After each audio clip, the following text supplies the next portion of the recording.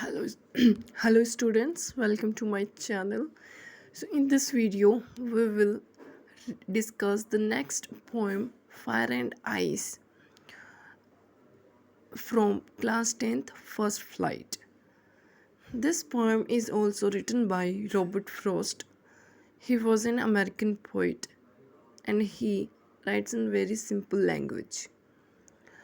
But he discusses very significant topics.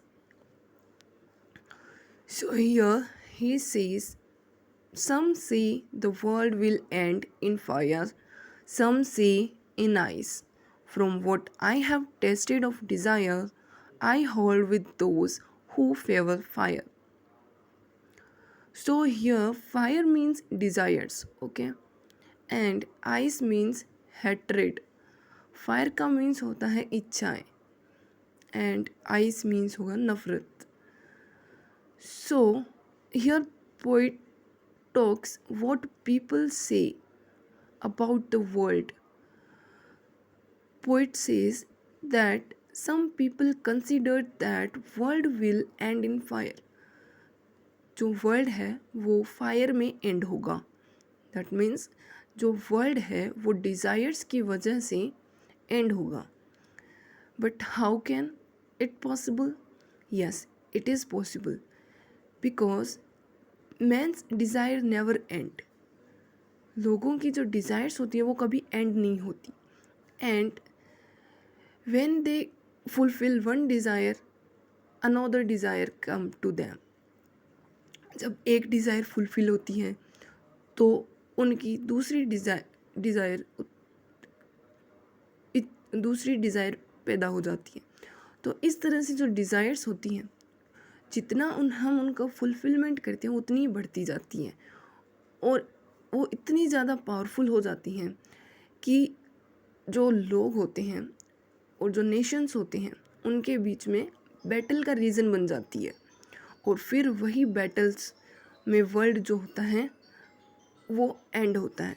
So that means desires जो है वो इतनी ज़्यादा पावरफुल है कि वो वर्ल्ड को एंड कर सकती है. Some say in ice and then poet say that कुछ लोग ये भी कहते हैं कि जो वर्ल्ड है वो ठंड की वजह से आइस की वजह से एंड होगा. सो आइस मीन्स हेट्रेड. लोग जो होते हैं वो दूसरे लोगों से नफ़रत करते हैं और वो नफ़रत जो होती है वो इतनी ज़्यादा बढ़ जाती है कि वो एक दूसरे का मारने के लिए भी तैयार हो जाते हैं. और फिर वही नफ़रत रीज़न बनती है अगेन बैटल्स का, वॉर का. और इस तरह से जो पूरा वर्ल्ड है वो नफ़रत की वजह से भी एंड हो सकता है. From what I have tested of desire I hold with those who favour fire. But now poet is saying about his own experience. Poet says that what I have tested of desire, कि मैंने जो desires को fulfil करने के बाद जो मैंने experience किया है, रियलाइज़ किया है, I hold with those who favour fire. तो मैं उन्हीं के फेवर में हूँ जो ये कहते हैं कि वर्ल्ड फायर में एंड होगा. That means poet also believe that world will end due to desires. जो वर्ल्ड है वो डिज़ायर्स की वजह से एंड होगा. Because poet also knew that when we fulfill one desire it creates another and another and another and it never ends and it leads to the destruction. So poet says that what his own experience after fulfillment of desires, that world will end in fire, world will end due to desires.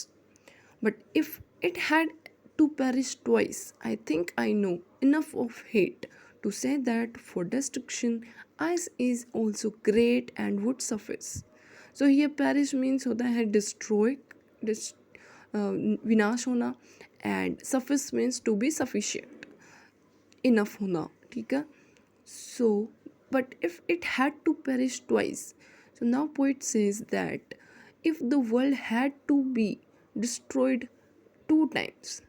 अगर world जो है वो 2 बार नष्ट होगा तो I think I know enough of hate. तो poet कहता है कि मैं हेट नफ़रत के बारे में भी इनफ जानता हूँ, अच्छी तरह से, पूरी तरह से जानता हूँ। To say that for destruction ice is also great.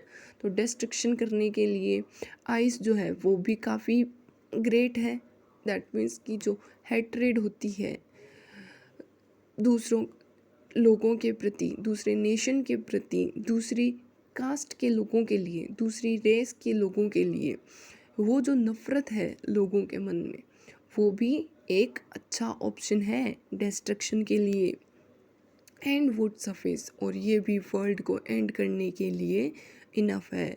Ice is also have ability और power or strength to end the world, as we know that hatred can lead to the war and battles.